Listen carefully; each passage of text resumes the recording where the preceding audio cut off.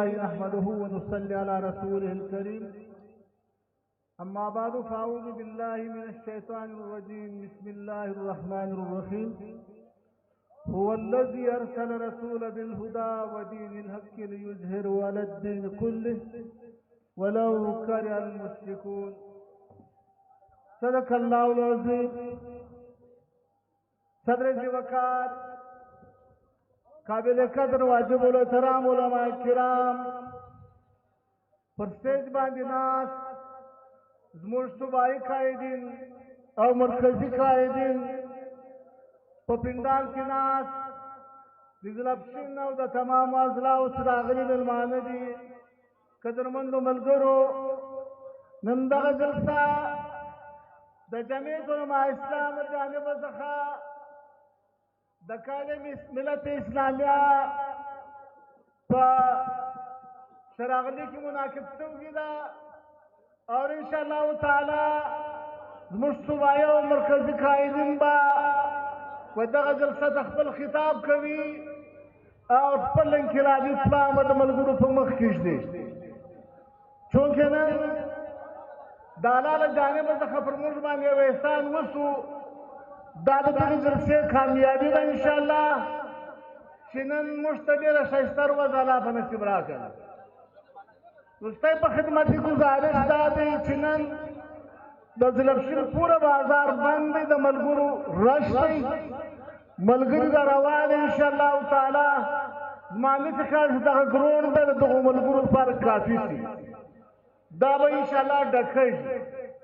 او دا به انشاءالله تعالی د ځلبشین چې کوم میزبانان دا به ور ثابتوي چې ځلبشین مخکې هم د جمعیت علماء اسلام ګډ دی اوس هم ګډ دی او انشاءالله تعالی د دنیا یو طاقت د ځلبشین د مسلمانانو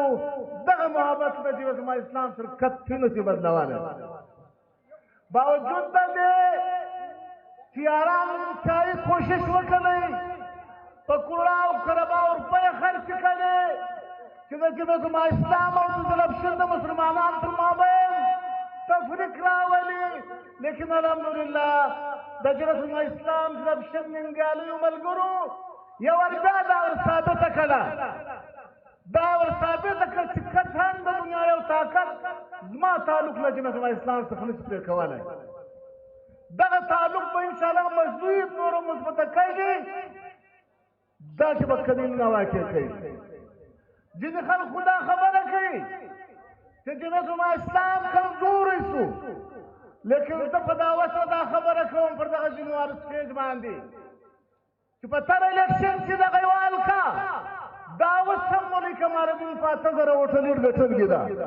او انشاءالله دا به وخت ثابتوي انشاءالله په دغه خوشبینۍ کې مه مبتلا کېږئ چې ځلبشین کې به د جمعیت علماء اسلام کمزوري واقع کېږي دنیا جان شر څه کوي وده یې کړي لیکن موږ انشاءالله تعالی ودلو دا خبره کوو چې د جمعیت علماء اسلام باندې کوم اعتماد د ځلبشین مسلمانانو کړی دی د دنیا یو طاقت دغه اعتماد نشي ختم کولی او انشاءالله تعالی په نږدې وخت کې چې کوم غلا د جمعیت علماء اسلام د کپي د 47 چې 47 پاره په بنیاد غلا کړی ده دا به انشاءالله تعالی ورثابتوو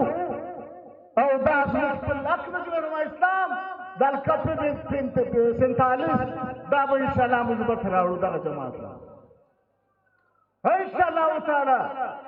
د جمعیت علماء اسلام برکت د کمزوري نه دی چې بیا د غل تر لاس نشي نیولی انشاءالله دا غل به نیسو او دا غله ته خپل غلا ورشو او دغه مجلس د الله سره دا کار د الله په فضل سره دا نن دغه جلسه که یو طرف د قائد ملت اسلامیه په استقبالیه کې چې هغه موږ دغه الفي انتخاب څخه د مینې منتخب شولی خو ساتات چې په کوم انداز باندې دغه تر انتخابات وشول او هغه خلک چې پسې پرده دي لیکن اوس پسې پرده هم نو ښکاره خبره ده چې په کوم انداز د جمعیت علماء اسلام اکثریت په اکثریت د بدلولو کوشش وکړي جمعیت اسلام دا اعلان کړی دی چې اوس په ایوان کې نه په میدان کې به خبره کوي او الحمدلله دا زما ستا اعزاز د جلبشین د جلبشین د غیرو بهادرو ملګرو اعزاز دی چې قائد ملت اسلامي د خپل احتجاجي تاریخ د خپل انقلابي عمل قدم ابتدا له جلبشینو څخه وکړه نن به انشاءالله موږ دا ورثابتوو انشاءالله تعالی چې جمعیت اسلام جلبشین چې قائد ملت اسلامي په کوم انداز باندې غواړي تر ټولو د محو په میدان کې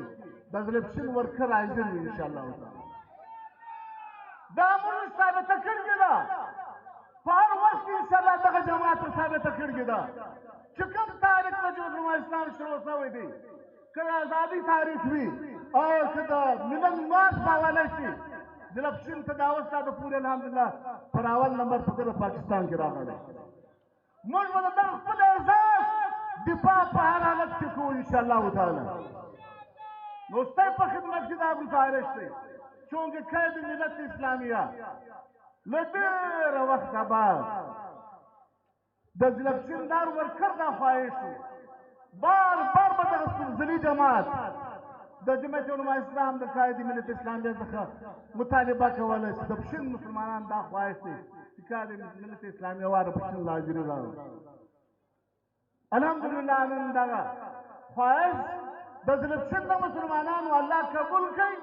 نن قائد ملت اسلامیه را رسېدلی دی موږ په داسې انتهایي دروند انداز باندې د خپل قائد ملت اسلامیه درناوی کوو چې په اخره پورې انشاءالله دغه میدان چې اوس ملګري روانې په بازار کې دي یو به تر اخره پورې نه ولاړه شو او انشاءالله تعالی دا به ورثابتوو چې جمعیت اسلام مخکې هم د جلبشین د مضبوط او مستحکم جماعتو او له دې بعد به هم نو دا به وعده انشاءالله تعالی تر اخره به ناست انشاءالله ګرده به ناست الله د ستاسو قرباني قبول وکړي امین